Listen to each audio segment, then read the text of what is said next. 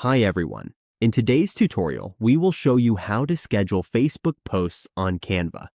This is a great way to plan content in advance and stay consistent with your social media posting.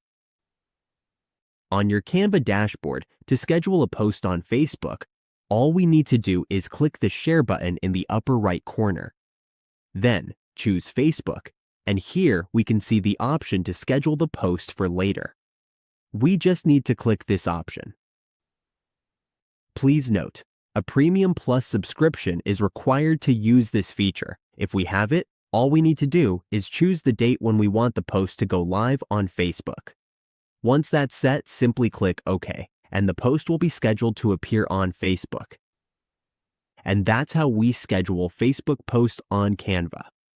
With this simple feature, we can save time and keep our content organized and consistent.